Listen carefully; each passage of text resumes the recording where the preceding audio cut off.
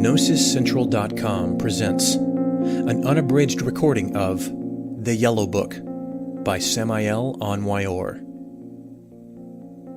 Introduction.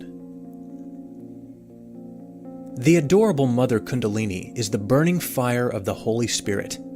She is Mary, Maya, Isis, Adonia, Insoherta, Rhea, Sihilis, etc., etc., etc. She has thousands of adorable names.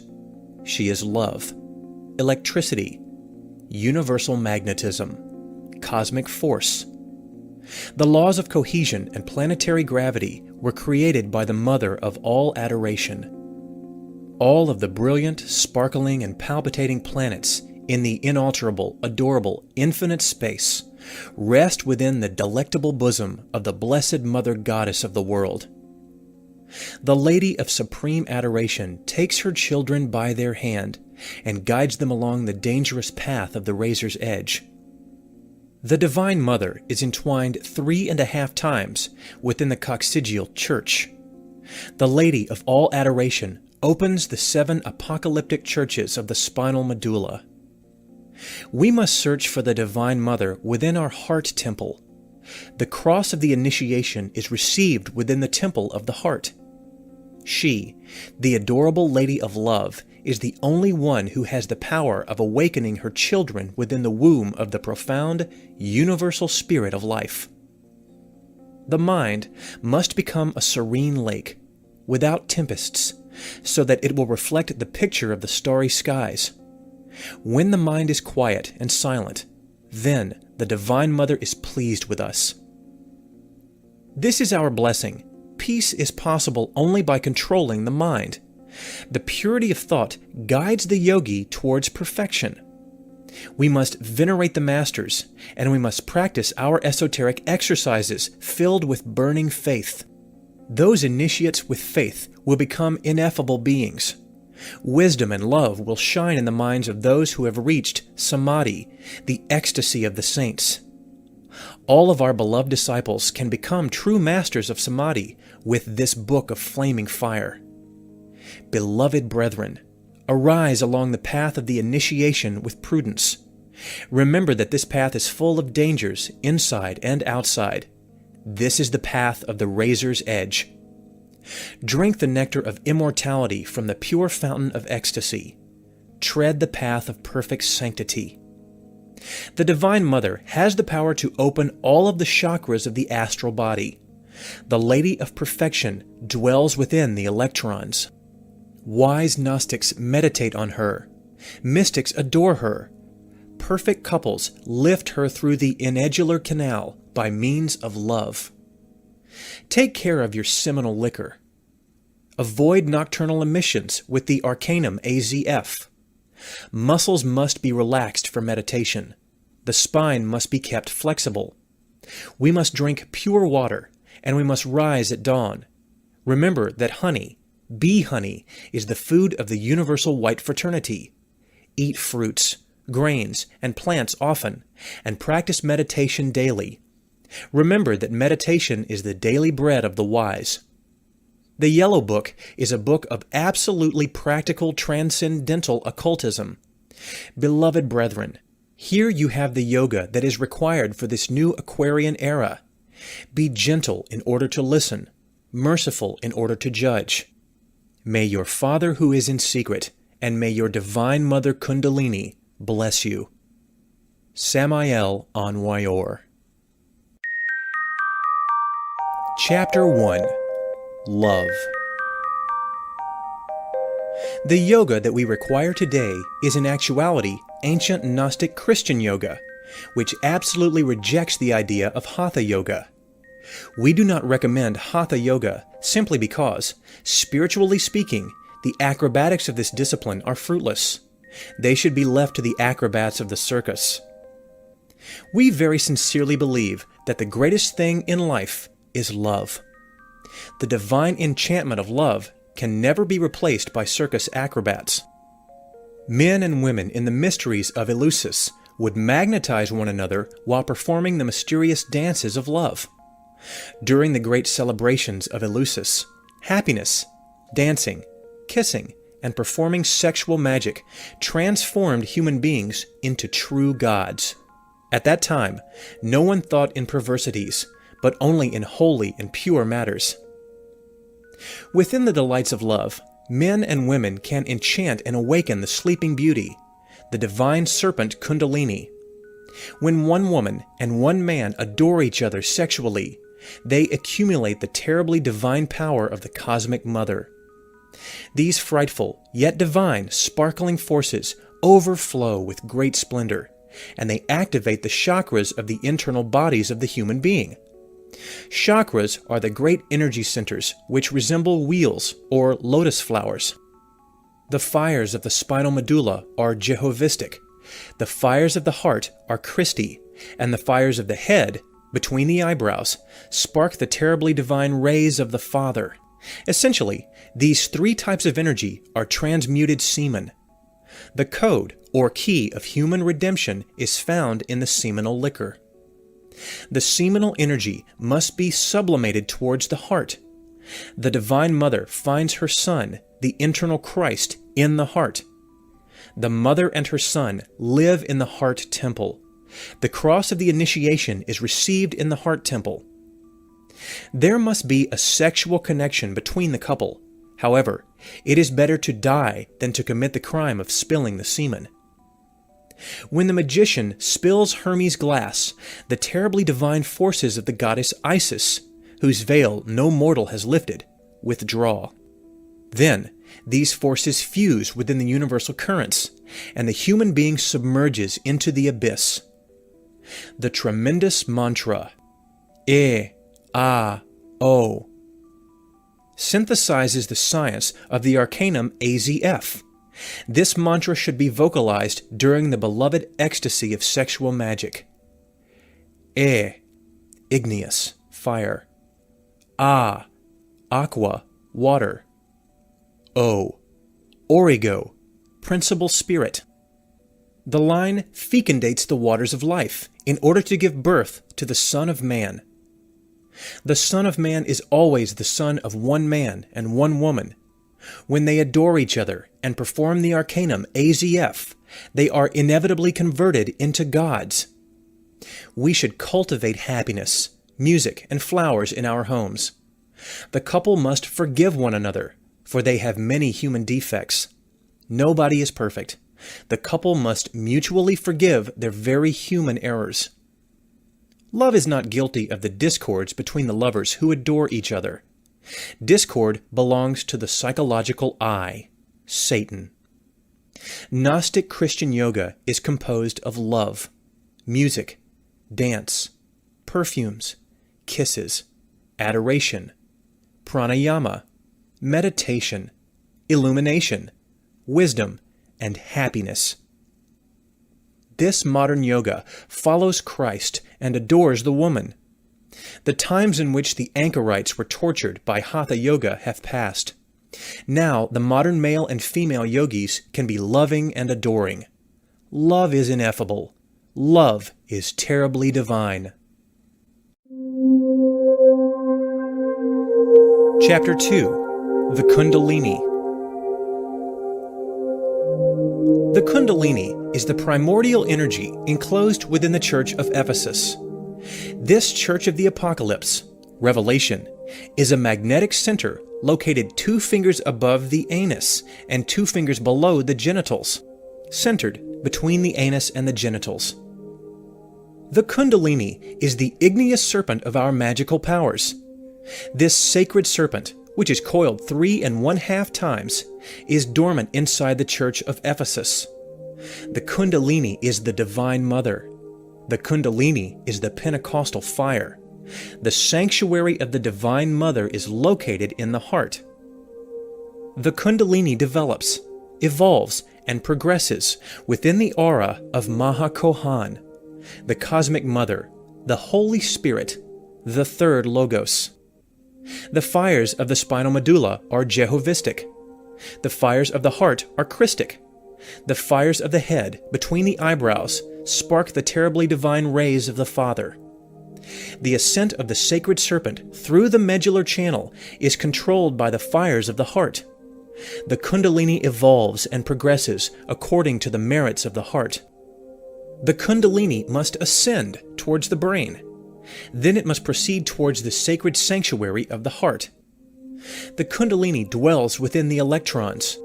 Sages meditate on the Kundalini. Devotees adore and worship the Kundalini in their homes of perfection.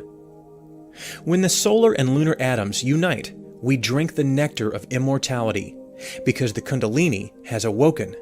The solar and lunar atoms unite in the Triveni, which is located near the coccyx. Then, by way of electric induction, the union of these atoms awake the Kundalini.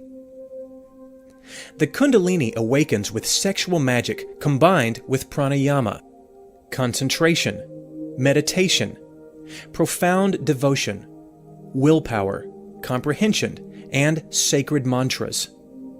The awakening of the Kundalini can be assisted with the actions of a master of major mysteries of the White Brotherhood, or by the grace of the Divine Mother, if it is her will. The Kundalini cannot be awakened if the yogi spills the semen. The ascent of the Kundalini through the medullary channel is a very slow and difficult process. The path of the igneous serpent, from one vertebra to another, signifies terrible ordeals, trials, frightful sacrifices, and supreme purification. We must not only kill desire, but moreover, we must kill the very shadow of desire. Our motto is thelema, willpower. When the Kundalini reaches the pineal gland, which is situated in the upper part of the brain, we obtain perfect ecstasy. We must be made aware of the fact that even though the Kundalini has the form of a serpent, in front of the devotee, it can also take the form of the Divine Mother Isis, Rhea, Cybele, Mary, etc., etc. When the Kundalini awakens, the devotee sees marvelous visions and hears multiple sounds. When the Kundalini awakens, it develops all of the powers of the soul. When the Kundalini awakens, one sees a very brilliant, sparkling light that is equivalent to 10,000 suns which shine with happiness, all on their own accord, along with the Church of Ephesus. If the devotee spills the semen after having initiated the ascension of his Kundalini through his medullary canal, then the Kundalini descends one or more vertebra, according to the extent of the fault. Thus, a fornicator can never reach cosmic self-realization. Water is the habitat of fire. If we spill the water, then we lose the fire. Chastity is the foundation of the great work. All of the powers of the Kundalini are found in the semen. Whosoever raises the energy of the Kundalini to the pineal gland actually achieves supra-consciousness, nirvikalpa siyanadi slate. The person who reaches this higher state is an illuminated one, a god. The Kundalini dwells within the triangular cavity known as the celestial triangle. This is the center of the Church of Ephesus. This marvelous temple of Ephesus is a splendid loins of 4 petals. The Church of Ephesus has the luminosity of 10 million suns.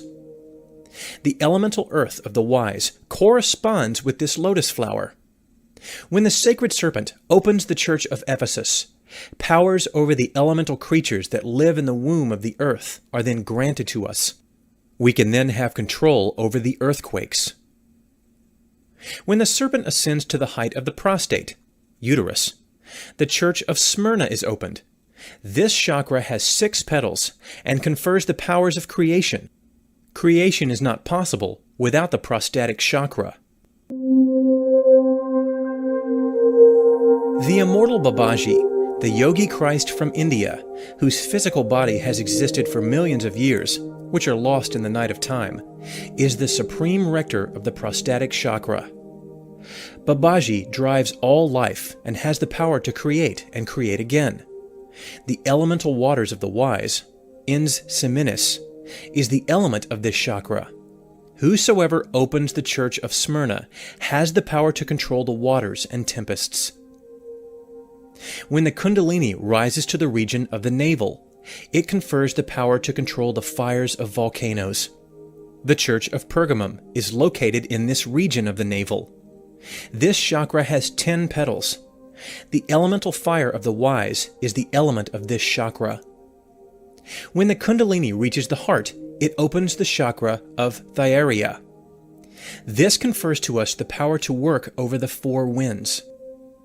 The lotus of the heart has 12 petals, and its element is the elemental air of the wise.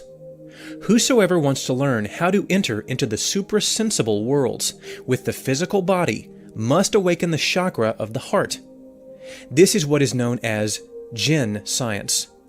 Then indeed, the human body can leave the physical plane and enter into the suprasensible worlds. When the sacred serpent reaches the heart, it opens the church of Thyatira and transforms us into intuitive human beings. When the Kundalini has risen to the region of the larynx, it confers the power of hearing the voices of those who live in the suprasensible worlds.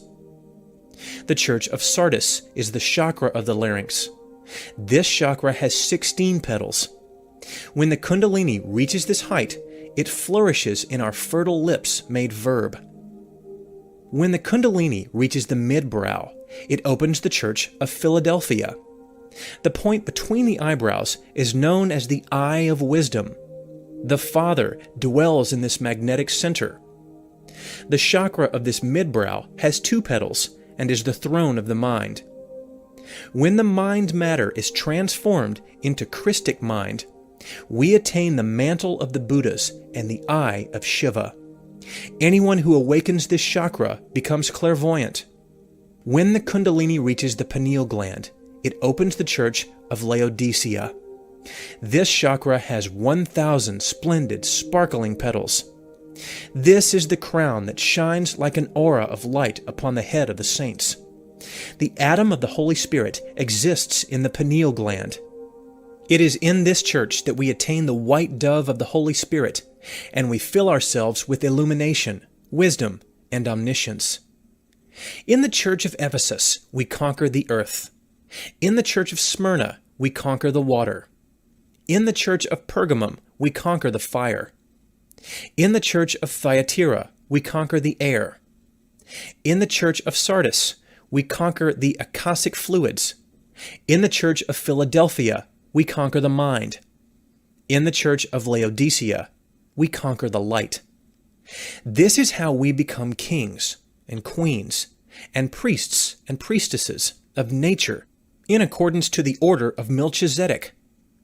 The atom of the Father is found in the magnetic center of the root of the nose. The atom of the Son is found in the pituitary gland, and the atom of the Holy Spirit is found in the pineal gland. Chapter 3. The Two Witnesses. The two witnesses, which are entwined around the spinal medulla, form the Holy Eight. These two witnesses, entwined around the dorsal spine, form the caduceus of Mercury. The two sympathetic cords are situated at the right and the left of the spinal medulla.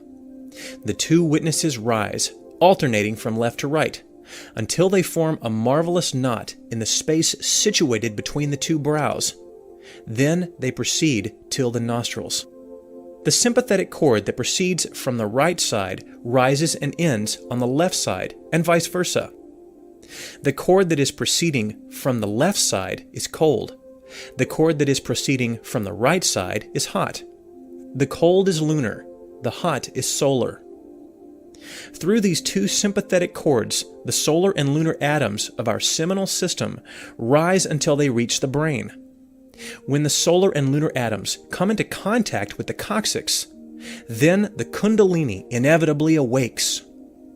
The medullary canal has an interior orifice that is normally closed among common and current people. The seminal steams uncover this orifice in order for the Kundalini to enter through it. In Gnostic Christian yoga, there is a special exercise that is practiced in order to open this orifice rapidly. This exercise is known as pranayama. When the Kundalini rises victoriously from chakra to chakra It unties the knots and impediments that oppose its ascension. It is necessary to warn the Gnostic brothers and sisters of the importance of polarizing the sacred fire of Kundalini.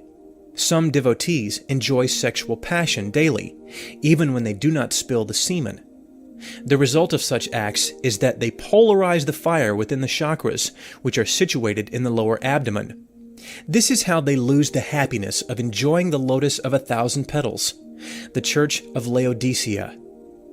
The lotus of 1,000 petals is the diamond eye that grants us the perfect ecstasy and the ineffable happiness of the human gods. The Church of Laodicea gives us the power to consciously project, in spirit and in truth, in order to travel within the regions of nirvana.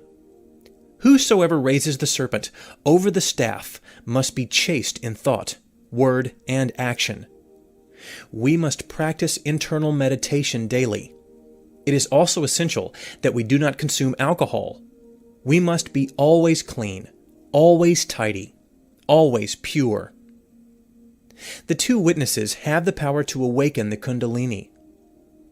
These are the two olive trees and the two candlesticks standing before the God of the earth. And if any man will hurt them, fire proceedeth of out their mouth, and devoureth their enemies. And if any man will hurt them, he must in this manner be killed. These have power to shut heaven, that it rain nor in the days of their prophecy, and have power over waters to turn them to blood, and to smite the earth with all plagues as often as they will. Revelation 11:4-6. Those who are working with the Kundalini must have an unbroken faith in the Divine Mother. She leads her devotees by the hand. She leads her children from chakra to chakra. She is the one who assists Gnostic students and teaches, approves, and prepares them so that they can self-realize themselves. Every devotee must beseech his Divine Mother so that she can grant him the sacred fire. Then, after the advent of the fire, every devotee must meditate on his Divine Mother daily. The Divine Mother will teach her devotees. She will take them by the hand and guide them along the difficult path of the razor's edge. This path is full of hazards from within and without. The Swami Savananda gives us a useful prayer for meditation on our Divine Mother. This prayer is as follows. O Divine Mother, I am all yours. You are my only refuge and support. Protect me, guide me, have pity on me. You must know, O brothers and sisters, that the Divine Mother always responds. Without her grace, it would be impossible to carry the Kundalini from chakra to chakra and eventually reach the Church of Laodicea. Chapter 4. Mantric Song for the Awakening of the Kundalini. There are sacred mantras that have the power to awaken the Kundalini.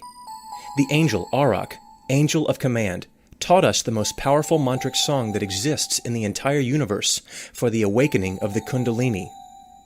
When the angel sang this sweet and touching song, we were filled with ecstasy. The angel then invited us to follow his example, and we sang the mantric song, which is written as follows. Kandil, Bandil. The mantric song is sung as follows. Kan, resounding voice. Dil, decreasing voice. Ban, resounding voice. Dil, decreasing voice. And the R is rolled. The letter R should be vocalized as if imitating the sound of a high-pitched motor, but with the sweetness of a child's voice. Brothers and sisters, this is how the song of Kundalini is sung. All of those who are working with the Kundalini must not forget the letter S. You must know, beloved brethren, that the letter S has the power to transmute the seminal liquor into distinct energetic values. The seminal liquor must be transmuted on a scale of 7 types of energy, the 7 degrees of the power of fire. The letter S must be pronounced like a very fine and affable whistle. We must bring the teeth together in order to make a fine and delicate whistle. We must use this subtle voice. The yogi must learn how to intone and modulate. The yogi must have Hermes glass hermetically closed, because the yogi who suffers from nocturnal emissions, or who fornicates daily or constantly, is like a person who wants to fill a bottomless pitcher or barrel. Therefore, the yogi must transmute the seminal liquor into 7 types of energy. The letter S has the power to transmute the seminal liquor on a scale of 7 types of energy. The Kriya of Babaji, the Yogi Christ from India, teaches the power of the letter S, the sweet, affable whistle, the still, small voice, which Elijah heard in the cave, Kings 19:11-13, is behind this very fine whistle that the yogi pronounces. The still, small voice is an even finer whistle. When the sound of this whistle reaches the cerebellum, it gives the yogi the power to instantaneously project with his astral body. This is why the devotees who are working with the Kundalini must always practice with the letter S. The letter S transmutes the seminal liquor into the sacred fires of Kundalini when it is pronounced as a very fine whistle, as follows.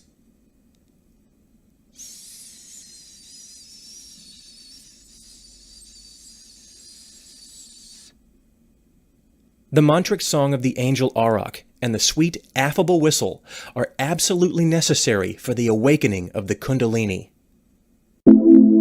Chapter 5. Children of Wisdom. True Gnostic matrimonies can and must engender children of wisdom. Beloved disciples, please understand that the children of wisdom are not offspring of fornication. When Gnostic matrimonies want to give a physical body to a great master of the White Lodge, then they must inevitably descend to the 9th sphere with the 9th arcanum of the tarot. This arcanum is sex.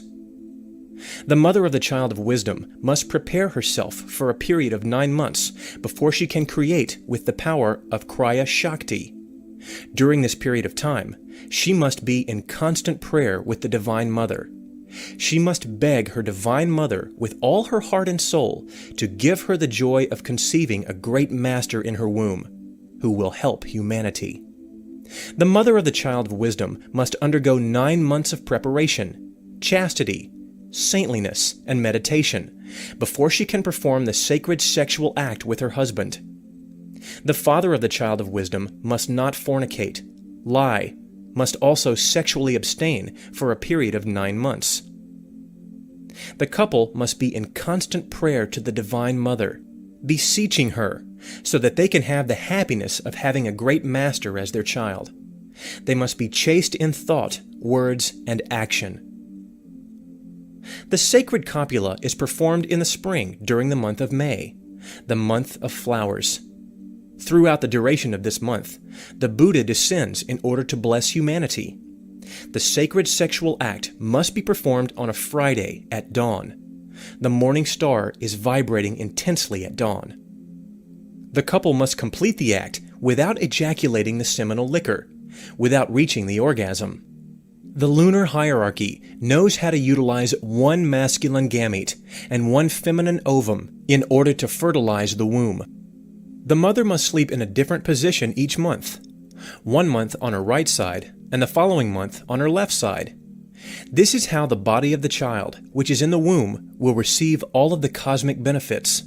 During the Lemurian epoch, this work was performed inside the great temples of mysteries. Painful labor during childbirth did not exist then. This is how the children of wisdom were brought into the world. This is the Kriya Shakti method of creation. Now, with this very ancient method, which has been lost in the nights of the centuries, any couple who practices Gnostic Christian yoga could give a physical body to a great master of the Venerable White Lodge. This marvelous code proves, in evident form, that it is not necessary to ejaculate 7 million of sperm in order to create a new human being. God said, "Be fruitful and multiply." God did not say, "Be fruitful and fornicate." Therefore, seminal ejaculation is a crime. Seminal ejaculation is brutal fornication. In ancient times, in paradise, reproduction was performed without seminal ejaculation, without the orgasm of both man and woman. The tenebrous Lucifers of the ancient Earth Moon taught the humans to ejaculate the semen. This is how humans lost their powers. This is represented by Adam and Eve's departure from Eden. Therefore, Gnosis does not teach anything that is against nature. Not spilling the semen is what is natural, what is normal. So, Gnosis does not teach sexual refinement. It teaches what is truly natural and normal. People are slanderous concerning this subject, because the philosophical stone is the stumbling stone. It is sex. It is the offensive rock for the evil ones. Evil ones hate sexual magic. They are repugnant to all that abolishes the simple satisfaction of their carnal passions. This is why they feel repugnance towards chastity. Such is the law of these poor people. They live for the joy of carnal passion, and they hate chastity. Chapter 6. Urdhvarata. In India, sexual magic, arcanum AZF, is known by the Sanskrit term Urdhvarata. People who practice the arcanum AZF in India are called Urdhvarata yogis. The great arcanum is found in the Hindustian book entitled Secrets of Yoga. The author is a yogi from southern India.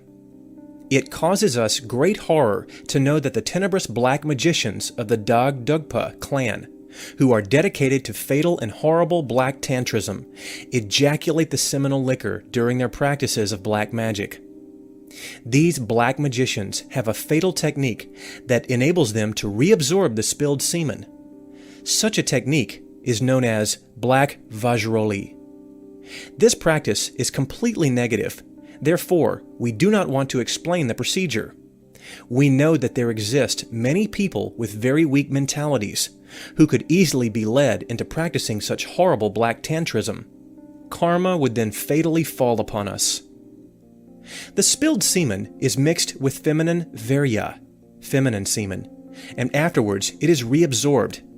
Thus, it is horribly recharged with atoms of the secret enemy.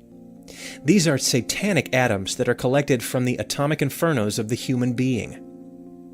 The inevitable result of this black tantrism is the descent of the serpent towards the atomic abyss of nature.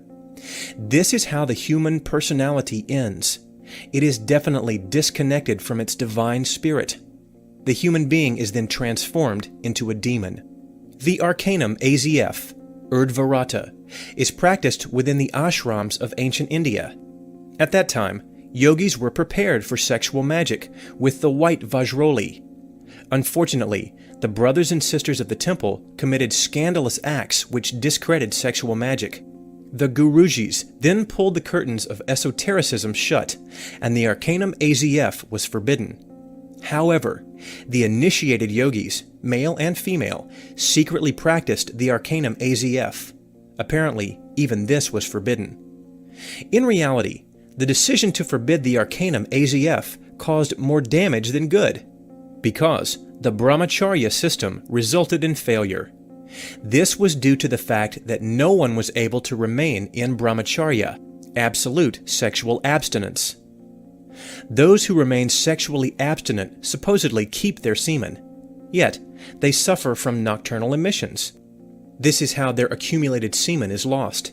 Thus, these individuals turn themselves into victims of the abyss. The arcanum AZF is a system that helps to create strong, healthy, magnificent children.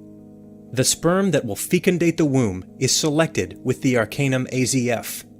The one sperm that escapes during the practice of the arcanum AZF is in fact a powerful and carefully selected sperm that will give origin to a true superhuman. This is how we can create a race of gods. With the arcanum AZF, we can completely develop all of the dorsal tires and develop a complete and deep self-realization. HPB, Helena P. Blavatsky, the great yogi, had to remarry after becoming a widow of Count Blavatsky. This was in order to practice the arcanum AZF. Only thus could she gain the development of the 49 fires. The yogi avatar, Lahiri Mahasala, was initiated by Babaji when he was married. This is how the yogi avatar achieved his self-realization. The Gurujis of the ashrams must pay karma for not having spoken clearly when it was necessary to do so. Nothing was gained by the veiling of the sanctuary. It would have been better if they had the courage to speak clearly. When the phallus and the uterus are united, we find the code of the Arcanum AZF. It is essential for each individual to withdraw from the sexual act without spilling the semen, without reaching the orgasm. Do not ever in life spill Hermes' glass. With this method, we can convert ourselves into terribly divine gods. Our motto is Thelema, willpower. With the Urdhvarata, we awaken and develop the Kundalini completely. Chapter 7. The Cosmic Mother. God does not have any figure. God is coessential with the abstract absolute space. God is that. God has two aspects, wisdom and love. As wisdom, God is the Father. As love, God is the Mother. Christ is the Son of God. Christ is not an individual, but an army, the army of the voice, the verb. Before the dawn of the new cosmic day, Father, Mother, and the Son were one. That. God, as Father, resides in the eye of wisdom. This eye is situated between the eyebrows. God, as Mother, resides in the temple of the heart. Wisdom and love are the two principal columns of the Great White Lodge. Within each human being, there exists a soldier from the army of the voice. This soldier is the internal Christ who exists in every man who comes into the world. The human being with 7 bodies is just the sinning shadow of the soldier from the army of the voice. We must incarnate the solar man, the inner Christ. The Divine Mother helps us. Ask, and it shall be given you. Seek, and ye shall find. Knock, and it shall be opened unto you. Luke 11, verse 9. God is love, is Isis, whose veil no mortal has lifted. Who would lift the terribly divine veil? Woe to the profaner and profaners who attempt to lift the veil of Isis. When the devotee beseeches his Divine Mother, he must be sleepy and submerge in profound inner meditation. The true devotee does not rise from his bed, nor does he eat or drink, until he receives the answer from his Divine Mother. The Cosmic Mother has no form, but will take any form in order to answer the supplicant. She can present herself in the form of Isis, Rika, Cihelis, Tonantzin, Mary, etc. When the Divine Mother has given her answer to the devotee, she then disintegrates her form instantaneously, because she no longer needs it. The Divine Mother is not a woman, nor is she an individual. She, in fact, is an unknown substance. Any form that she takes disintegrates afterwards. That is love. God, the Mother, is love. God, the Mother, adores us and loves us terribly.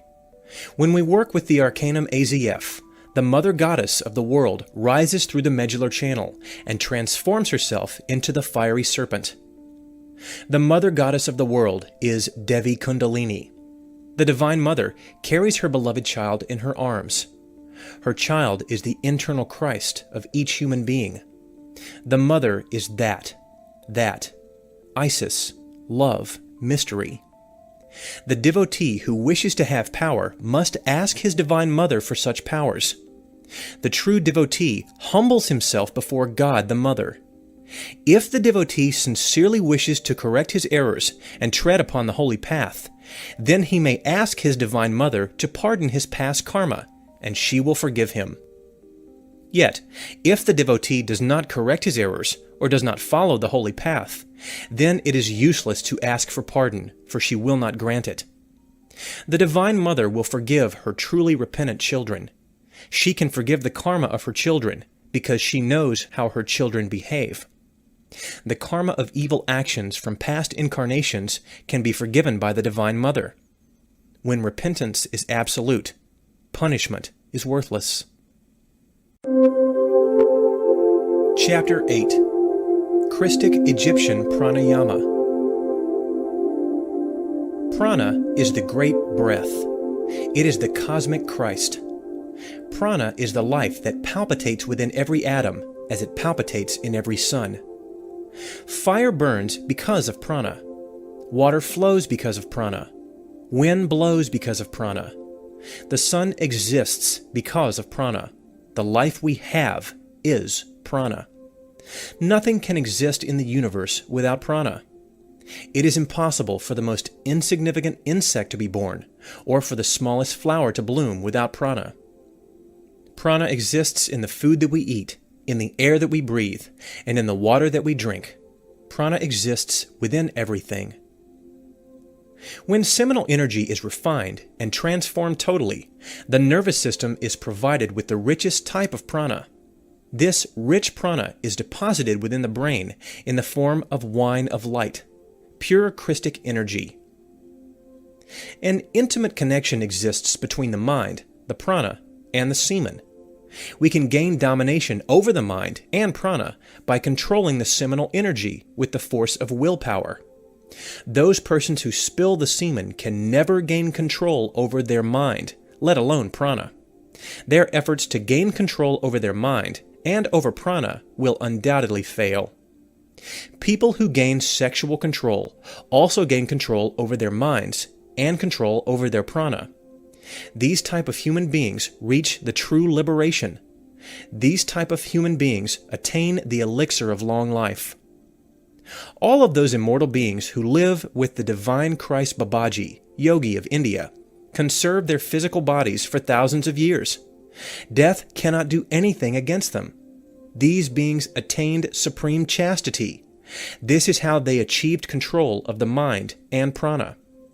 Prana is the universal energy. It is life, light, and joy. The principal objective of the practice of pranayama is to obtain the union of solar atoms and lunar atoms, which are found within the seminal system, and consequently to awaken the Kundalini. Esoteric exercise of pranayama for men. 1. The disciple places himself in a chair or on the floor with his face directed towards the east. 2. With complete devotion and sincerity, the disciple prays to his Divine Mother that she might awaken him, awaken his Kundalini. 3. The chest, neck, and head should be in a straight or vertical line. Do not lean your body to the side, nor to the front, nor to the back. The palms of the hands should rest on your legs in a very neutral form. 4. The mind of the disciple should be directed towards his innermost, his Divine Mother, loving her, adoring her. 5. Close your eyes so that the matters from the physical world do not distract you. 6. Cover or close the right nostril with the thumb of your right hand, vocalizing mentally the mantra Ton. At the same time, inhale slowly through the cavity of the left nostril. 7. Now, close the left nostril with the index finger of your right hand. Hold your breath. Retain your breath. Mentally send the prana to the temple of Ephesus, chakra situated in the coccyx, the small bone at the lower extremity of the spinal column, to awaken Kundalini, and pronounced mentally the mantra Sa. 8. Exhale now, slowly from the right nostril, vocalizing mentally the mantra Hum. 9. Now close the left nostril with the index finger. 10. Inhale the life, the prana, through the right nostril, vocalizing mentally the mantra Ton. Close both of your nostrils with the index finger and the thumb and retain the breath and vocalize mentally the mantra Ra. Send the prana to the magnetic center of the coccyx in order to awaken the Kundalini. 11. Exhale slowly through the left nostril, vocalizing mentally the mantra Hum. 12. This constitutes one complete pranayama. 13. Repeat this complete process 6 more times, twice a day at dusk and dawn. 14. The devotee will kneel on the ground. 15. Once he is on the ground, the devotee places the palms of his hands on the floor, the thumbs of the 2 hands together. 16. Prostrated on the ground with his body inclined forward, with his head facing the east, and filled with supreme veneration, he then places his forehead on his hands in Egyptian style. 17. Next, the disciple, with his powerful creative word, vocalizes the mantra Ra, the mantra of the Egyptians. This mantra, Ra, is vocalized by prolonging the sound of its 2 letters as follows. Ra.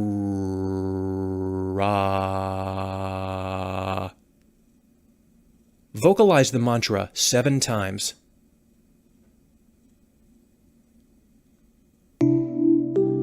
Esoteric exercise of pranayama for women. 1. The disciple places herself in a chair or on the floor with her face directed towards the east. 2. With complete devotion and sincerity, the disciple prays to her Divine Mother that she might awaken her Kundalini. 3. The chest, neck, and head should be in a straight or vertical line. Do not lean your body to the side, nor to the front, nor to the back. The palms of the hands should rest on your legs in a very neutral form. 4. The mind of the disciple should be directed towards her innermost, her Divine Mother, loving her, adoring her. 5. Close your eyes so that the matters from the physical world do not distract you. 6. Cover or close the left nostril with the index finger of your right hand, vocalizing mentally the mantra Ton. At the same time, inhale slowly through the cavity of the right nostril. 7. Now, close the right nostril with the thumb of your right hand. Hold your breath. Retain your breath. Mentally send the prana to the temple of Ephesus, chakra situated in the coccyx, the small bone at the lower extremity of the spinal column, to awaken Kundalini and pronounce mentally the mantra Sa. 8. Exhale now, slowly, from the left nostril, vocalizing mentally the mantra Hum. 9. Now close the right nostril with the thumb. 10. Inhale the life, the prana, through the left nostril, vocalizing mentally the mantra Ton. Close both of your nostrils with the index finger and the thumb, and retain the breath, and vocalize mentally the mantra Ra.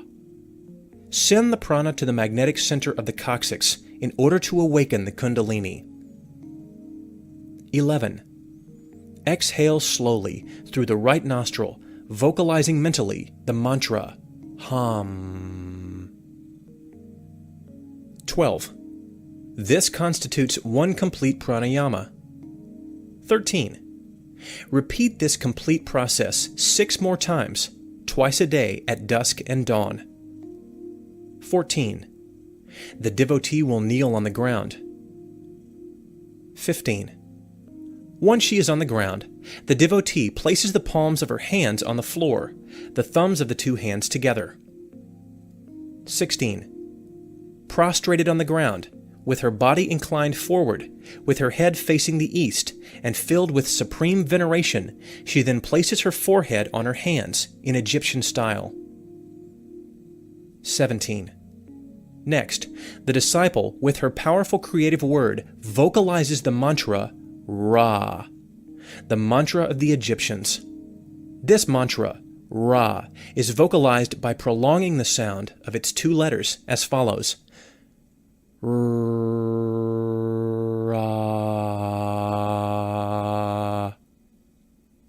Vocalize the mantra 7 times. The preceding are all the steps of Egyptian pranayama. The mantra Ra has the power to vibrate the Kundalini and the chakras, the result being the awakening of the mentioned chakras. The mantras of pranayama are Ton, Sa, Hum, Ton, Ra, Hum. With this pranayama, the Kundalini can be awakened. With pranayama, we can come out of the darkness and become illuminated. With this pranayama, we can disintegrate laziness and dullness. Prana is related to the mind. The mind is the vehicle of willpower. Willpower must obey the great soul of the word. Our internal vehicles must be controlled by pranayama. Prana is life. The right nasal cavity, nostril, is solar. The left nasal cavity is lunar. The two witnesses of the Book of Revelation are related to the nasal cavities. The two witnesses are a pair of nervous cords. The testicles, or ovaries, are united with the nasal cavities through these two nervous cords. We can say that the two cords begin in the testicles, or ovaries. The two testicles are the two oceans of life. Moses found his master between the two oceans. In this chapter, we have taught Egyptian pranayama for the devotees of the Occidental world. Those who want to awaken their Kundalini must persevere in pranayama and sexual magic daily throughout their entire life. The room for the practice of pranayama must not be humid, poorly ventilated, or unclean. The room should be pure, clean, and neat. Pranayama can be practiced in the country, in the mountains, and on the shores of lakes, rivers, and seas. With pranayama, we transmute the sexual energy into Christic energy. With pranayama and sexual magic, we awaken the Kundalini and the chakras completely. Pranayama is a system of sexual transmutation for single persons. Chapter 9. Sexual Transmutation for Single People. Yoga defines union with God. No one can achieve the union with the Beloved One unless the Kundalini has previously been awakened. No living being can awaken the positive powers of Kundalini unless supreme chastity has been reached. It is indispensable that we wash our feet with the waters of renunciation. Strive to enter in at the straight gale. For many, I say to you, will seek to enter in and shall not be able. Luke 13, verse 24. It is urgent to know that the straight, narrow, and difficult door is sex. We departed from Eden through the door of sex, and only through this door may we re-enter into Eden. Eden is sex itself. No one can enter Eden through false doors. We must enter through the doors from which we departed. This is the law. The students of occultism who, for one reason or another, cannot practice with the Arcanum AZF must know the science of sexual transmutation in depth. There exists a secret key, and with its help, a single devotee can open the ark of science. Practice of sexual transmutation for single people. First position. The devotee of the path must imitate the position of the toad while situated on the floor. Second position. The devotees must lie down on their back, on the bed, or on the floor, with their trunk or midsection elevated higher than the head. They must then inhale and inflate their lungs as if they were an angry toad. Mental attitude of the first position. With willpower and imagination united in vibrating harmony, the Gnostic student must identify himself with a toad that is within a rivulet of the pure waters of life.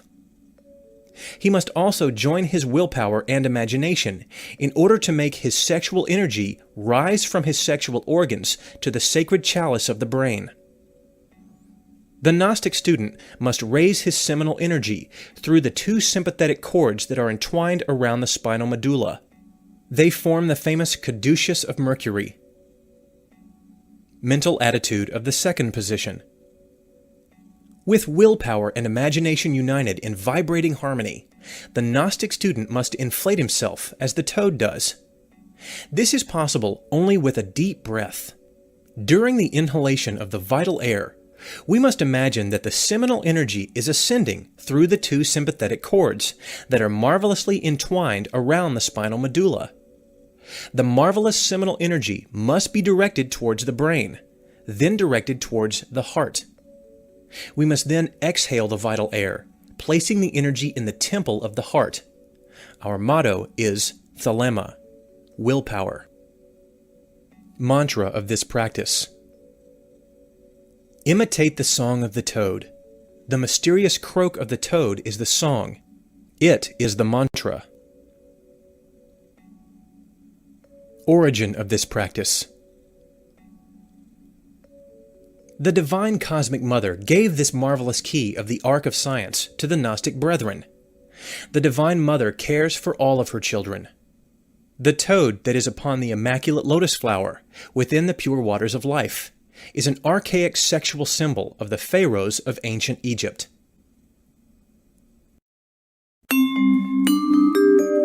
Chapter 10. Order and Esoteric Discipline. The Gnostic must be temperate. He must not slander people. He should not be gluttonous or lazy. As a rule, the Gnostic must retire to the bedroom at 10 p.m. daily in order to practice internal meditation. The Gnostic must rise at dawn in order to practice all of his esoteric exercises. The Gnostic must be clean, tidy, decent, honest, and upright person. He should always be punctual and happy, never angry with anyone, nor should he be against anyone in any way.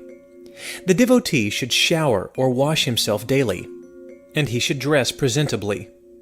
The Gnostic who never washes himself, or is in great disorder, causes damage to humanity in such a way that with his bad taste may drive people away from the Gnostic studies. For example, people may say, if this is what Gnostics are like, I don't want to enter into these studies.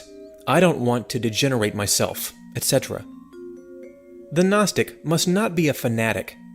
We must study everything to reject the useless and accept the useful. Gnosis is not against any religion, school, order, or sect. We have fought for the moral purification of many religions, schools, orders, and sects. We have never been against any religion, school, or sect. We know that humanity is divided into groups, and that each group needs its own system of particular instruction. All religions, schools, orders, and sects are precious pearls that are strung on the golden thread of divinity. We must build churches in order to serve all religions without distinction of names or creeds. Truly, all religions are ineffable and divine. All religions, schools, orders, and sects are necessary. Religious jealousy is equivalent to passionate jealousy. It is a shame to be religiously jealous.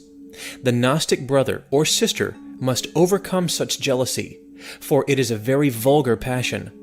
The Gnostic movement is structured for people of all religions, schools, orders, and sects. Nexro neuritis is a very terrible sickness of the soul. In this epoch, people have become neurotic. Neurosis is satanic. We must cultivate sweetness, patience, and love. We must educate our children with wisdom and love.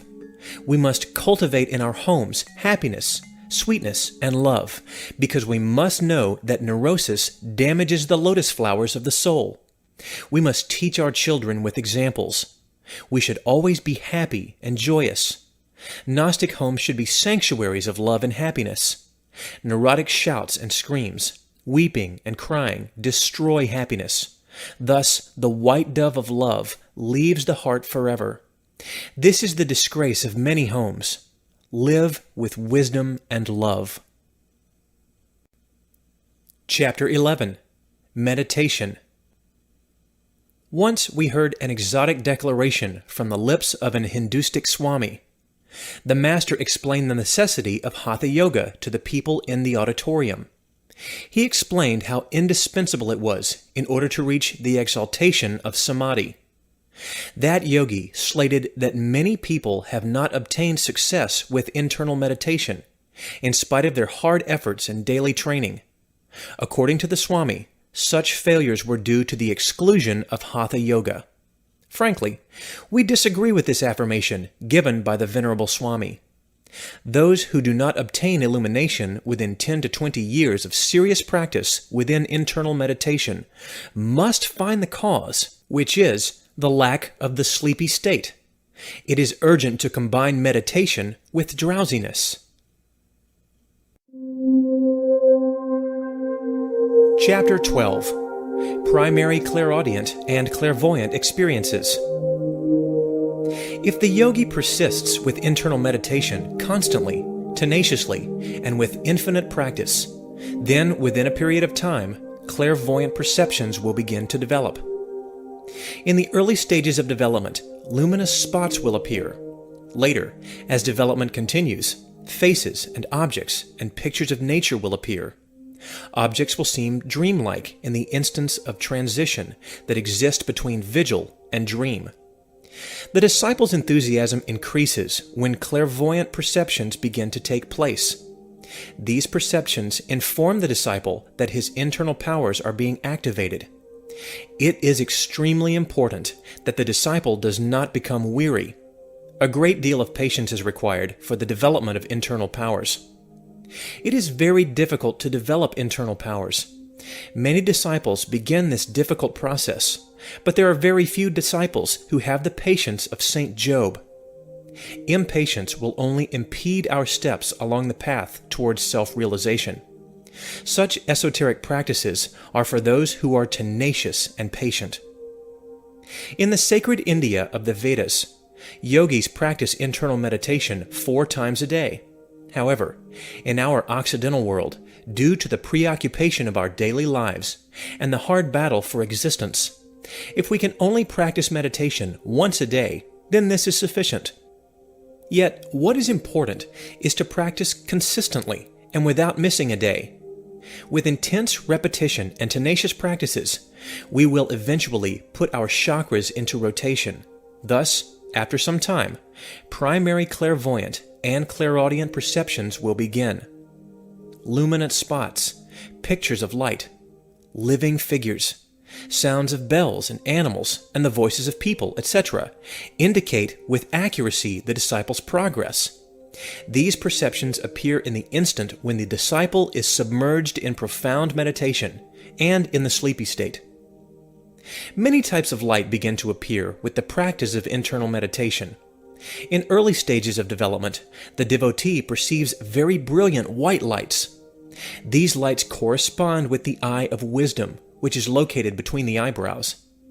The white, yellow, red, blue, and green lights, as well as the lightning, sun, moon, stars, sparks, flames, etc., are particles which are forms of the suprasensible elements, tanmatric particles. When small luminous balls appear, shining with white and red colors, then this is an absolutely positive sign that we are progressing in our practices of concentration of thought. There will be an instant in which the devotee will see angels, archangels, thrones, potentates, virtues, etc. The student may also see within the dreams in meditation grand temples, rivers, valleys, mountains, and beautiful enchanted gardens. Commonly, during the practice of meditation, certain strange sensations occur that may fill the devotee with fear. One of these sensations is an electric shock in the chakra of the coccyx. Also, the lotus of 1,000 petals, which is situated in the upper part of the brain, will feel electric sensations. The devotee must defeat this fear if he wants to progress in the development of his internal powers. The line in which these visions appear depends on the individual self. Some students have these visions within a few days of practice. Others begin to have these visions after 6 months of daily exercises. Within the first period of daily training, we are in relation with the beings of the astral plane. Within the second period of esoteric training, we are in relation with the beings of the mental plane. Within the third period of esoteric training, we are in relation with the beings of the purely spiritual plane. We then begin to convert ourselves into competent investigators of the superior worlds. The devotee who has begun to experience his initial perceptions in the superior worlds must, in the beginning, be like a garden that is sealed with 7 seals. Those students who tell others about what they have experienced crumble in their studies, because the doors to the superior worlds become closed to them. One of the gravest dangers that attack the devotee is vanity and pride. The devotee fills himself with pride and vanity when he begins to perceive reality in the supra-sensible worlds. He thinks of himself as a master, yet he has not achieved the complete development of his internal powers. He then begins to judge others incorrectly, according to his incomplete clairvoyant perceptions. The result of these incorrect judgments is a great deal of karma. The devotee attracts this karma upon himself because he has become a slanderer of his neighbors. He fills the world with tears. The student that has experienced primary clairvoyant perceptions must be like a garden that is sealed with 7 seals. He must remain as such until his internal master initiates him into the great mysteries and gives him the order to speak.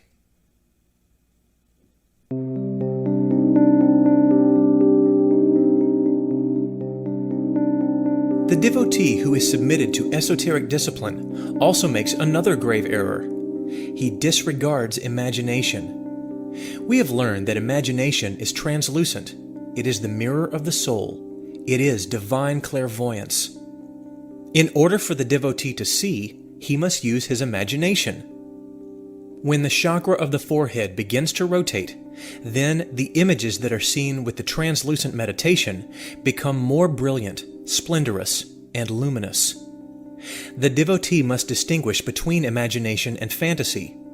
Conscious imagination is positive, yet fantasy is negative and harmful for the mind because it could lead us to have hallucinations or to reach madness. Some wish to awaken their clairvoyance while disregarding imagination. If they disregard imagination, then they will fall under the same absurdity as those who wish to practice meditation without the sleepy state. These people fail to develop their internal powers. These people break the laws of nature, and inevitably, failure is the result. Imagination, inspiration, and intuition are the 3 mandatory factors of initiation. In the beginning, images appear, and in the end, we penetrate into the purely spiritual world. Initiation is necessary for all clairvoyance. To have clairvoyance without esoteric initiation leads the student into the world of delinquency. Therefore, it is urgent to receive the cosmic initiation. If a clairvoyant penetrates into the subconscious of nature, then he can read all of the past history of the earth and its races. He will also find his most beloved relatives. He may see, for example, his beloved wife married with other men. He may also see her committing adultery. If the clairvoyant has not reached initiation, he may mistake the past for the present. He will then slander his wife, saying, "She is betraying me. She is an adulterer. I am clairvoyant, and I am seeing her in the internal worlds committing adultery." All of the records of our past reincarnations exist within the subconsciousness of nature. If the clairvoyant penetrates into the infraconsciousness of nature, then he will discover all the evil of humanity. The Satan of every human being dwells within the infraconsciousness of nature. If the clairvoyant has not received initiation, then he will see the Satan of the saints continually reviving the crimes and evil actions that the saints committed in their ancient reincarnations, before they became saints. The inexperienced clairvoyant who is lacking initiation cannot distinguish between the past and the present, or between the Satan of a human and the real being of a human. thus resulting in slanderous behavior. The inexperienced clairvoyant may say, "That man believes he is a saint, yet he is an assassin, a thief, and a terrible black magician. I know this because I saw it in my clairvoyance." This is precisely what we call a slanderer. Many clairvoyants have become terribly degenerated slanderers. One of the grave dangers of this behavior is homicide. Within the infraconsciousness of nature, a jealous, distrustful, and unworthy man will find that all of his doubts and suspicions are converted into reality.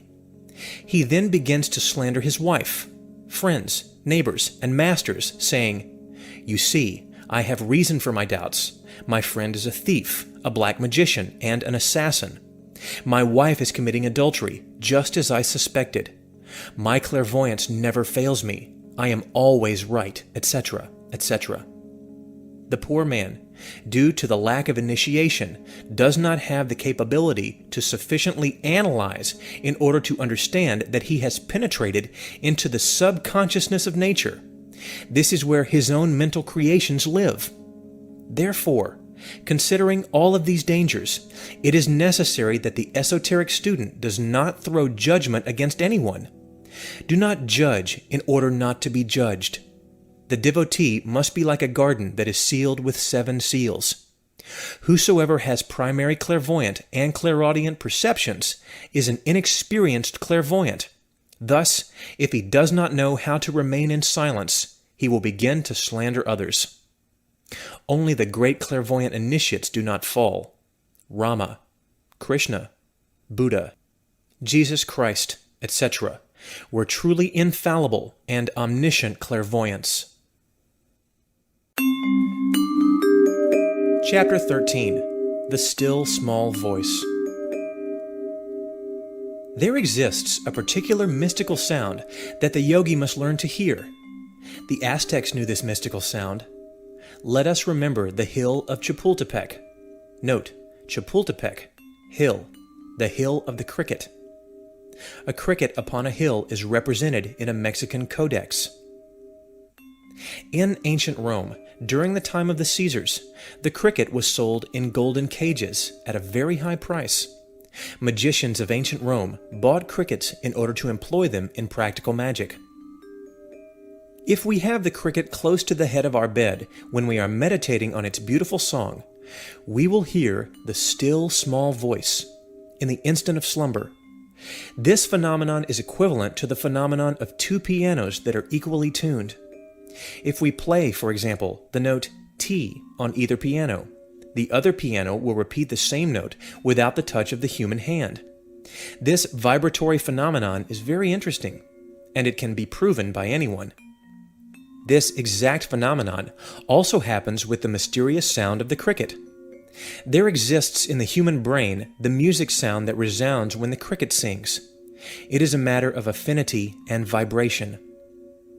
To nourish this little animal is not a problem. We know that the cricket feeds itself with vegetables and also with clothes found in homes. Many people are afraid of the cricket because they do not want to ruin their clothes. This animal can easily be found in the country hills. Whosoever hears the still voice can travel instantly into the astral plane at any time.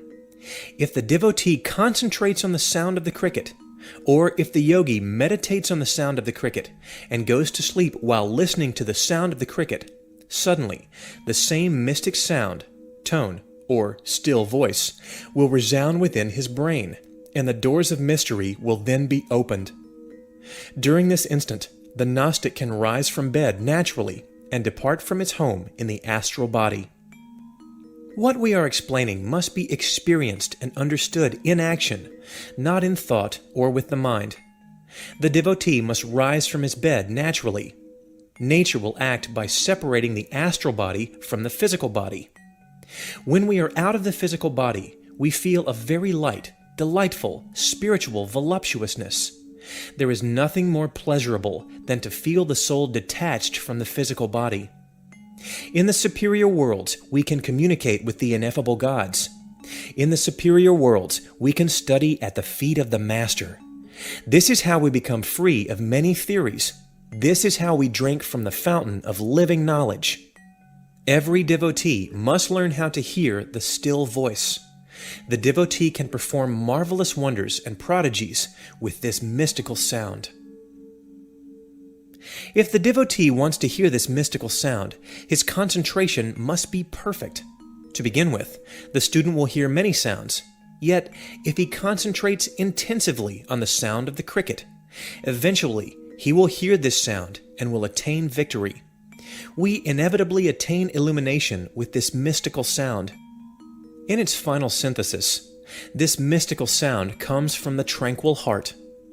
The origin of this remote, mystical sound must be searched for within the Divine Mother.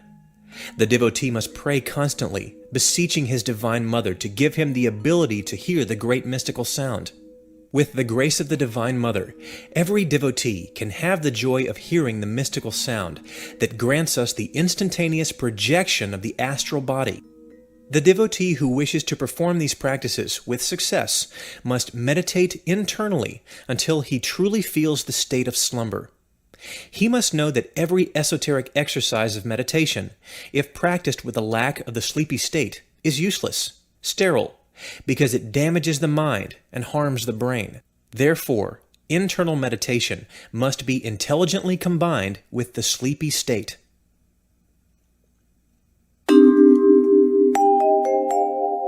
If the Gnostic student does not have this marvelous cricket when practicing this exercise, then he must pronounce the letter S. This letter must be pronounced like the fine and delicate whistle, like this.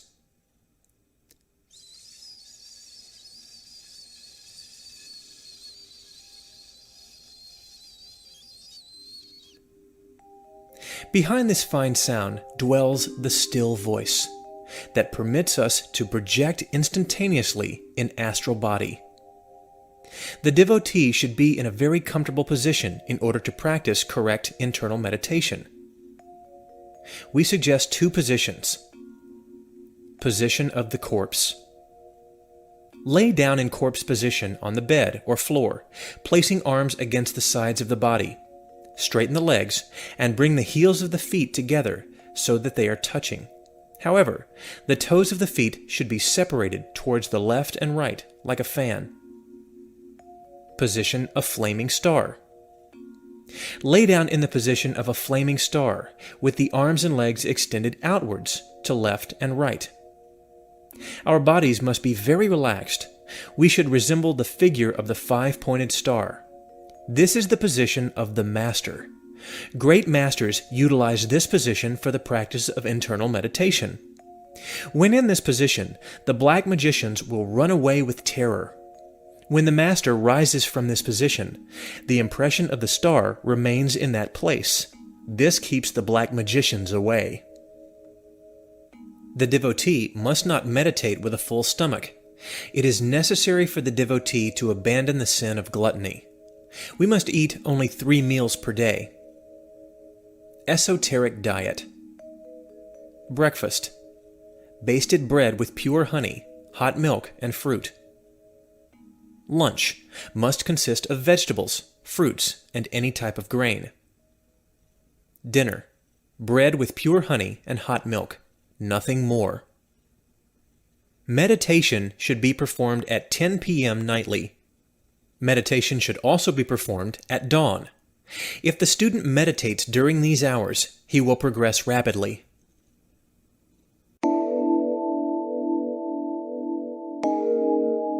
Chapter 14. Jinn State. Hyperspace can be demonstrated mathematically with hypergeometry. Jinn science belongs to hyperspace and to hypergeometry. If we know what volume is, then we must accept hypervolume as the base of volume. If we accept the geometric sphere, then we must also accept the hypersphere. Hyperspace permits the Gnostics to perform extraordinary acts. Jesus performed the extraordinary act of taking his body out of the sepulchre after 3 days, thanks to hyperspace. Since then, the resurrected Master lives with his physical body within the hyperspace. Every initiate who receives the elixir of long life dies, but does not die. On the third day, following death, he rises from the sepulchre, utilizing the hyperspace. The sepulchre remains empty. The appearance and disappearance of a body in three-dimensional objective space, or the passing of a person through a wall, is performed with success when the hyperspace is scientifically utilized. Gnostic scientists can place their physical body in jinn state and move consciously in the hyperspace. When the body of a yogi is in hyperspace, we say that he is in jinn state. A yogi can walk on fire without being burned when he is in jinn state. He can also walk upon the waters, as Jesus did. He can float in the air. He can pass through a boulder or a wall from one side to the other without damaging his body. Jinn science is based on hyperspace. It is a special branch of atomic physics. Ignorant people who have never studied hypergeometry deny the fact that jinn state exists. These type of people deserve to be pitied because they are ignorant. Primitive geometry is based on the absurd hypothesis that on a plane, from one point to another, we can trace a straight parallel line, but only one line, speaking in elementary terms. The Gnostic movement rejects the Euclidean point of view, which only studies the three known dimensions. Such a point of view is totally primitive for this atomic era. The so-called unique parallel line, speaking in an absolutely spatial sense, multiplies itself within the different dimensions of the hyperspace. Therefore, it is no longer one unique line. The unique parallel of Euclid is just a sophism in order to trap ignorant people. Gnostics reject this type of sophism. The Gnostic movement cannot accept this hypothesis, which cannot be demonstrated. This hypothesis states, from a given point in our mind, we can trace a real parallel line in the visible reality, but only one line. However, the unique parallel line does not exist. The Euclidean hypothesis of the three-dimensional absolute and dogmatic space is unproved and false. The absurd affirmation that the physical world of experimentation is a unique, real one results in there being a very common belief among the illustrious ignorant, who have never investigated the electromagnetic fields and the so-called pro-matter as a causa causorium of physical matter. The fourth dimension is hyperspatial. Gnostics have special techniques in order to place their physical body within the hyperspace. We, the Gnostics, affirm that interplanetary infinite space is curved. We affirm that the infinite is in incessant motion. We affirm that there exist an infinite series of revolving spaces from different dimensions that mutually penetrate and co-penetrate without disorder. We affirm that all of the spaces of the infinite space have hyper-ellipsoidal form. We affirm that with the forces of the mind, the human being can place his physical body in whichever revolving hyper-ellipsoidal space he chooses. We routinely affirm that astrophysics will demonstrate to the world the existence of hyperspace. We also affirm that inside one line, hyperspatial lines exist. We affirm that the Savior of the world actually lived in the hyperspace with the same physical body that he had in the Holy Land. We affirm that any initiate who receives the elixir of long life dies, but does not die. We affirm that all of those who receive the elixir of long life will rise from the sepulchre on the third day with their physical body, thus taking advantage of the opportunity that the hyperspace is granting us. These initiates maintain their physical body over millions of years. The immortal Babaji and his sister Mataji have maintained their physical bodies for millions of years. They will perform great missions for humanity in the future 6th and 7th great root races. We bluntly affirm that anyone who works with the Arcanum, AZF, can ask for the elixir of long life. He who receives the elixir of long life dies, but does not die. We affirm that any human being can place the physical body in jinn state at any moment that he wishes to, if he truly has faith in the Divine Mother. Any sage of the elemental art, jinn science, can make the great jump. The masters of Jinn science can leave the Earth in order to live on other planets with the same physical body that they have here in the third dimension. They can take their physical body of flesh and blood to other planets. This is the great jump. Some masters of Jinn science have already made this great jump. We gain the power to place our physical body in Jinn state with pranayama. There exist many keys in order to place the physical body in Jinn state. It is very important to practice pranayama before using these keys. It is important to know that the two witnesses, Ida and Pingala, in their final synthesis, are rooted in the right and left testicles of the male and in the ovaries of the female. Through these two nervous canals, the solar and lunar atoms of the seminal system rise until they reach the chalice, the brain. The nostrils and the sexual organs are connected through the two witnesses. This fact invites us to reflect. Pranayama, among other purposes, is truly a system of sexual transmutation for single people. Every Gnostic must begin practicing Jinn science, following intensive preparation in pranayama. The great masters of yoga levitate in the air while practicing pranayama. The only body capable of floating in the air is the body that escapes from the law of gravity. Only the body that enters the hyperspace can escape from that law. When mental force is consciously driven, the physical body can enter into the hyperspace. Jinn science is a matter of vibration. Above and below the limited objective perceptions, there exist worlds that are located in other dimensions. With the power of thought, we can accelerate the oscillatory frequency and normal vibration of the physical body by means of certain keys of Jinn science, which we give here. This is how we then penetrate with the physical body into the hyperspace. When scientists gain absolute control over atomic movement, then they will place any physical object into the hyperspace. The devotees of Jinn religion, prior to the practice of pranayama, must pray to their Divine Mother, beseeching her for the power to place their physical body in the Jinn state. They must practice pranayama continuously in order to conquer the Jinn state powers.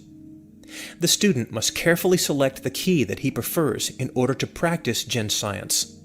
It is absolutely urgent that the student comprehends that Jinn religion demands absolute chastity and supreme sanctity. Remember, beloved disciples, that the divine powers of Jinn science are very sacred. These powers can be utilized in order to cure and heal sick people from afar.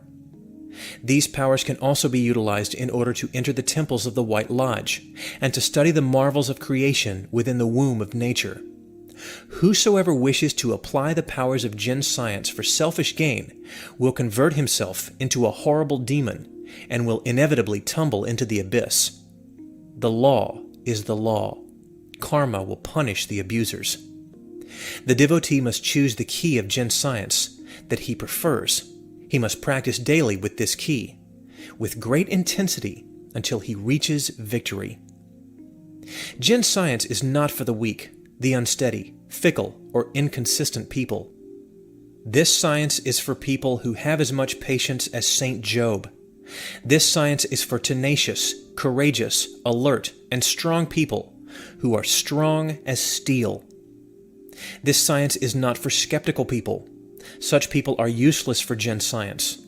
This science is never to be exhibited, for the White Lodge forbids it. Jinn science is not to be displayed or demonstrated as a spectacle of magic. This science is terribly divine and can be practiced in secret only.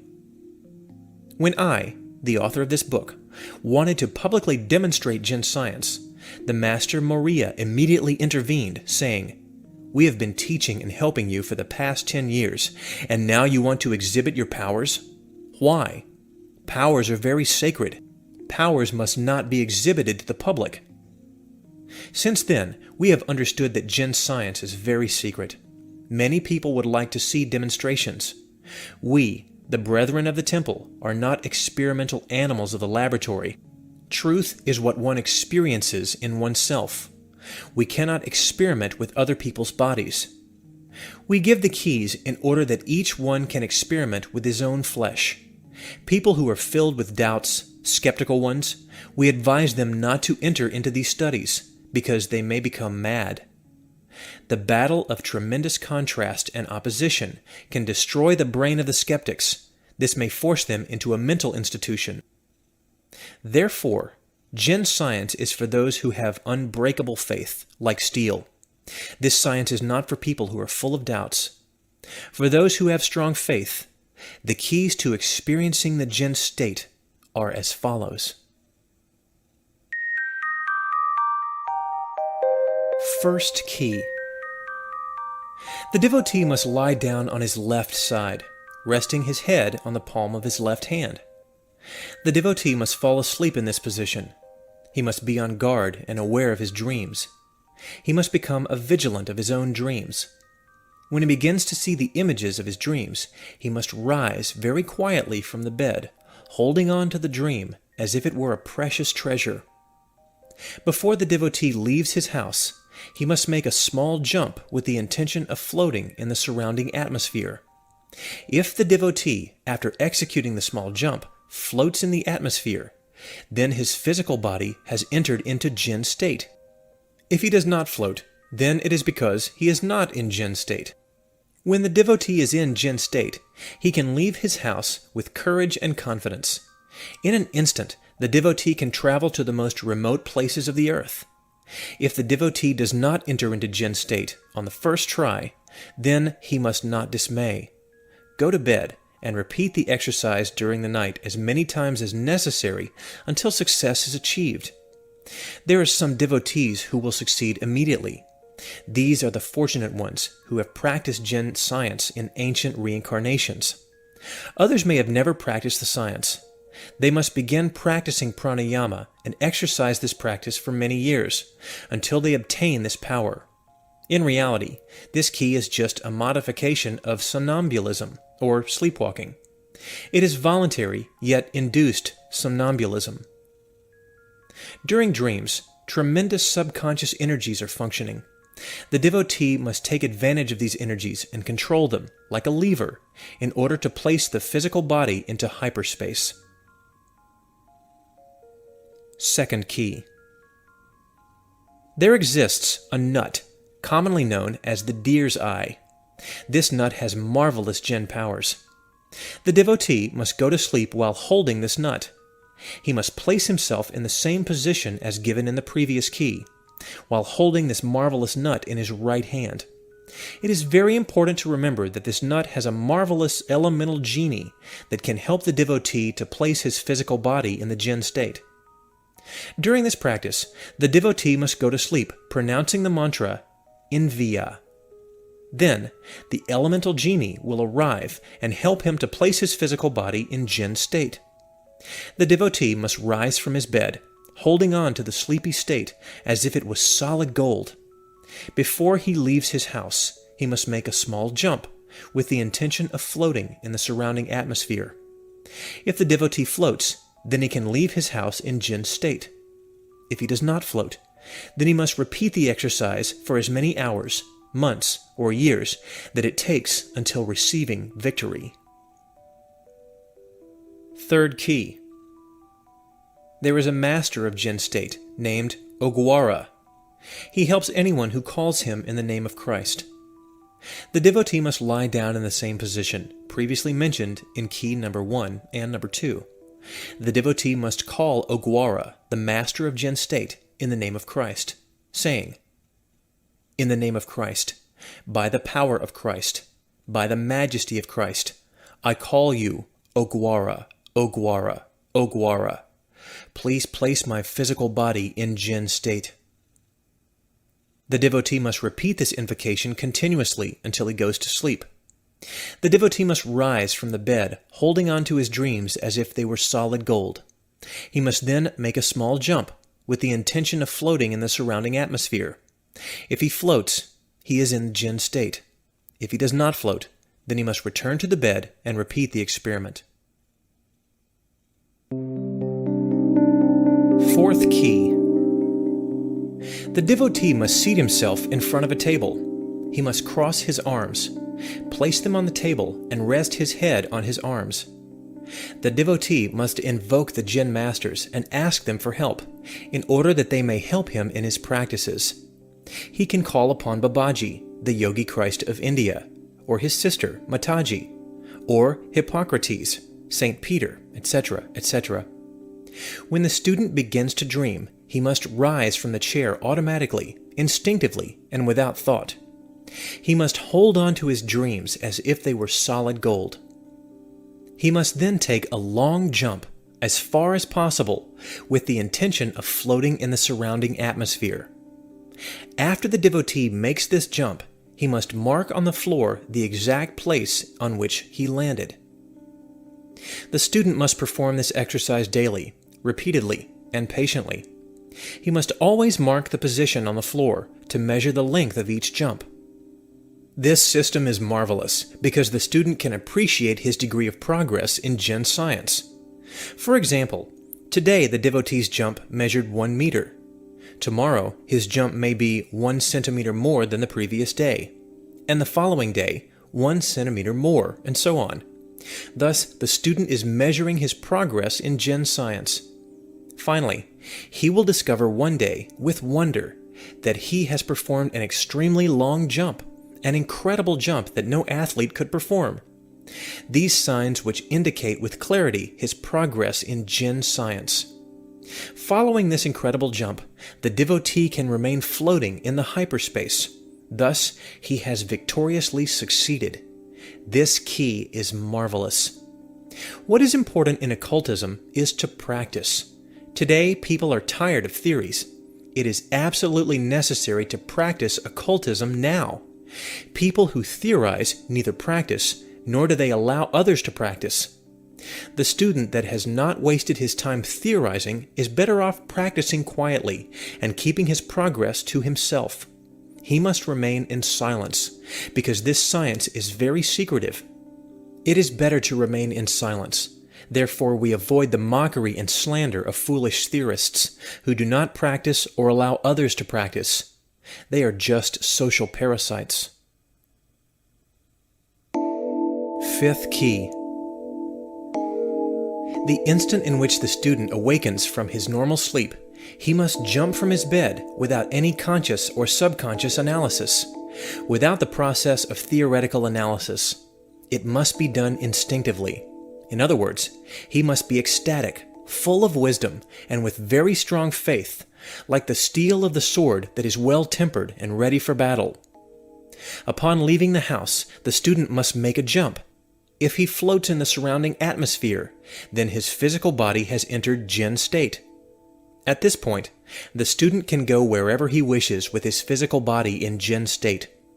If he does not float in the surrounding atmosphere, then he must repeat the exercise. With patience, we can go very far in these studies. Sixth key. The Aztec Tiger Knights of ancient Mexico placed their physical bodies in jinn state with the assistance of the elemental strength of the tiger. Some Mexican codices show the Tiger Knights traveling to the temple in the form of tigers. One codex explains that when the knights arrived at the temple, they again took the form of humans. In ancient Mexico, the temple of the tigers was very sacred. The elemental strength of the tiger permits us to place the physical body in jinn state. The student must lie down on a tiger skin while invoking the devas who reign over the tigers. He must beg them for their help, for the strength of the tiger. The Aztec devotees of the Sacred Order of the Tigers, while identified with the tiger, went to sleep holding on to their dreams as if they were solid gold. Then they were rising with their bodies and walking like tigers on 4 legs, hands and legs. They were then pronouncing with great faith, "We belong to each other." Thus, with their physical body in jinn state, in the form of tigers, the Tiger Knights arrived at the temple. Once they arrived, according to the Mexican Codex, they were again taking human form. The yogis from India sit and meditate on tiger skins. According to the Aztecs, the first human root race was devoured by tigers. The tiger is the symbol of divine force. May the sons of enthusiasm enlighten your path. May Zakok sing in your steps. May the strength of the tiger keep you company. May the sparks of wisdom illuminate your intellect. May the whispering pyre be the shadow upon your retirement. May the emerald frogs croak and direct you along the path without repose. May she, nature, be prodigal with you. May the universal force bless you and guide you. The Occidental yogi lies down on the tiger skin while partially nude and performs the esoteric practice of the tiger nights. This is how he enters into jinn state. Seventh key. Those who know how to travel in their astral body can invoke the physical body from afar. The first step the Gnostic must do with this key is to project himself into the astral body. When he finds himself far from the physical body, he can call upon any of the great masters of jinn science. The devotee may ask the great masters to carry his physical body to the astral plane. He can invoke the master Hippocrates, Babaji, Mataji, St. Peter, Ogwara, etc., etc. He must beg in the name of Christ. He must ask by the power of Christ. He must beseech by the majesty of the Christ. The genie of the jinn state will then take the physical body from the bed and will bring it to the devotee who is asking for it. Prior to the arrival of the physical body, many bubbles will appear to the devotee. The final bubble is red. Behind this red bubble comes the physical body in jinn state. When the physical body is near the student, he feels as though his shoulders are very heavy. The emotion that the student experiences when the physical body is in front of him is tremendous. The greatest surprise comes to him when he discovers that his physical body also has consciousness and will respond to his questions. In such moments, the devotee must dominate all of his emotions and control his mind in order that he does not ruin the experiment. If the devotee lets himself be driven by his emotions, then the physical body and the devotee will return instantly to the bed and the experiment will be ruined. Table work. In occultism, table work is the instant in which the physical body is invoked from afar and must inevitably enter the sidereal body of the devotee. This performance is very difficult because the body must learn how to do so, and the soul must dominate its emotions and know how to command the body. The body must enter the soul through the coronary chakra, or lotus of 1,000 petals, which is located in the upper part of the head of the sidereal body. The devotee must command the body, and the body must obey. If the body does not obey, then it is because it does not know how to, so the devotee must teach it. The soul must command and teach the physical body to leave through the sidereal head of the astral body, and enter the devotee through the same door. The result is marvelous. The physical body obeys and enters into the devotee.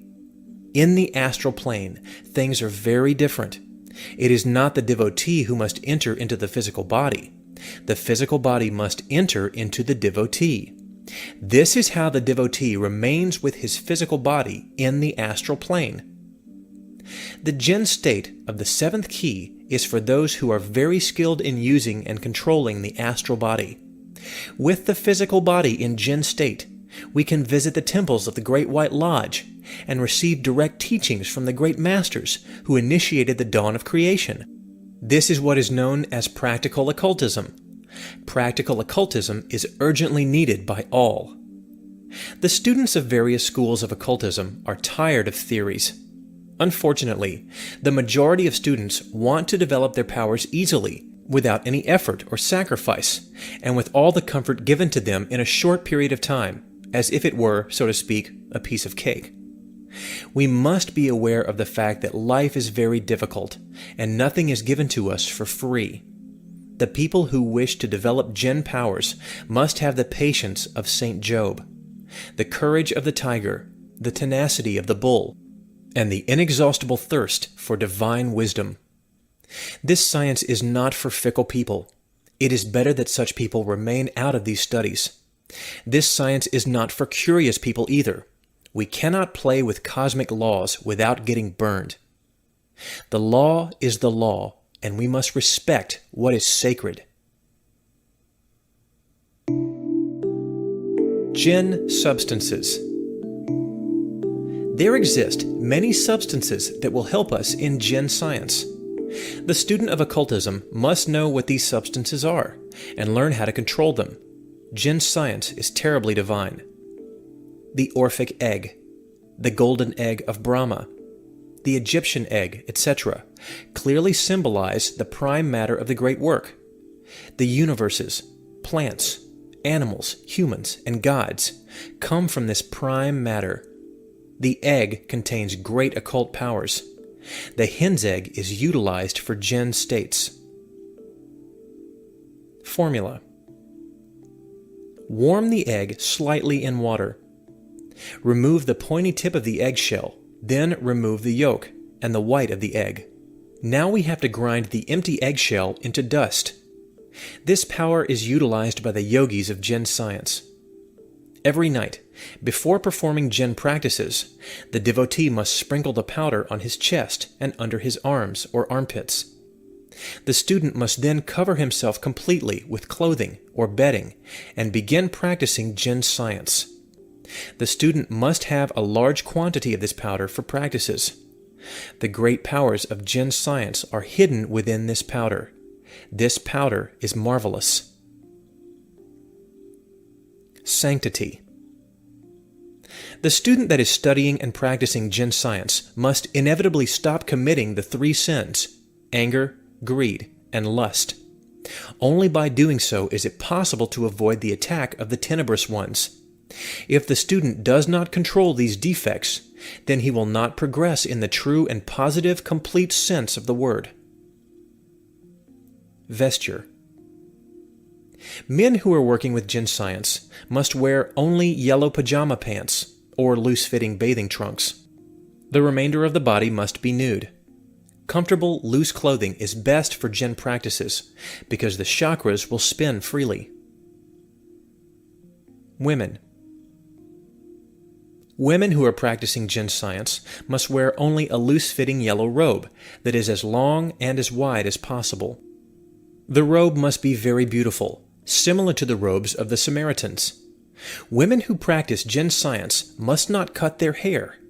The hair is a symbol of purity and chastity. In ancient times, a woman who committed adultery was punished by the cutting of her hair.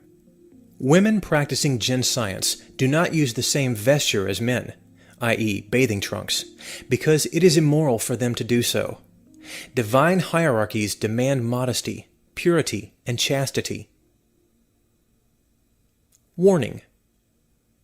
These yellow robes that are used for jinn science are not for Gnostic rituals.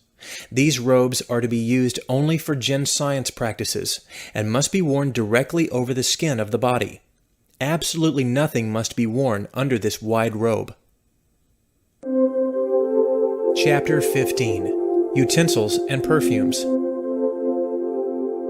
We must always use a specific room in order to work with jinn science. Although if a specific room is unavailable, the bedroom is sufficient. The bedroom should be a true sanctuary. With chastity, everything runs favorably. The bedroom must be scented daily with the following 5 perfumes: frankincense, myrrh, aloe, sulfur, and camphor. It is necessary that we paint the sign of the pentagram, which is the 5-pointed star, on the floor at the entrance of the bedroom. The 2 lower points of the star must aim towards the outside of the room, and the upper point must aim towards the inside of the room.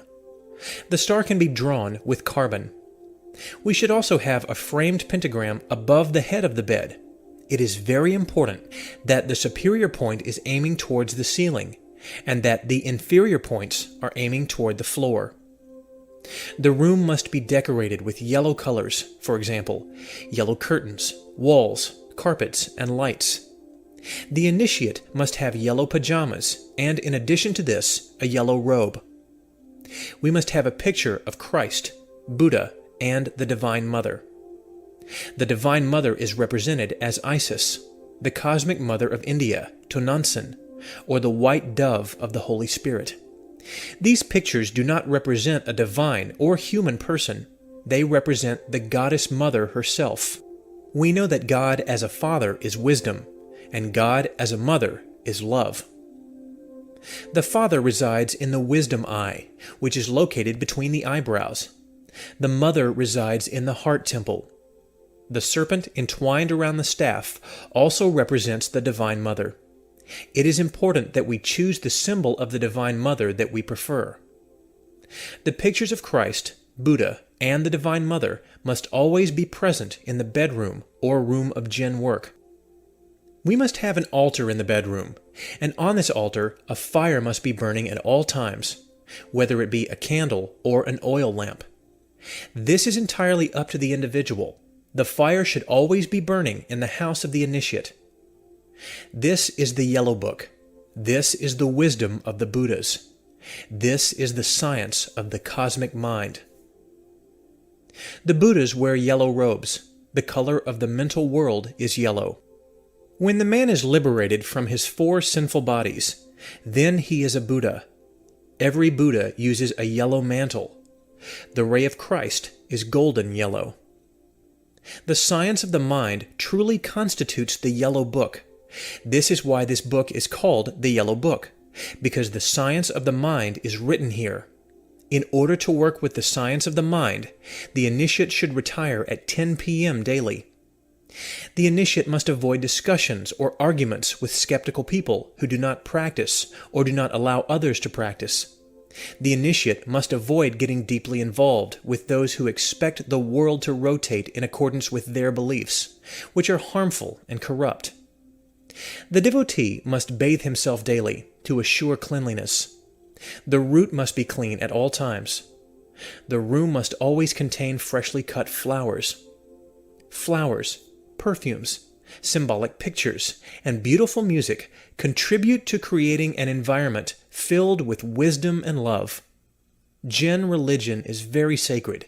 In this Yellow Book, we have taught the sacred Jinn science to all human beings. Conclusion. With infinite happiness, we have concluded this work. With humbleness, we offer this work to the poor and suffering humanity. It has been said that there exist 3 rays of inner self-realization. These 3 rays are the mystic ray, the yogi ray, and the domestic ray. The beloved brothers and sisters of Gnosis, while resting on their staff, walk the 3 paths combined. Our motto is thelema, willpower.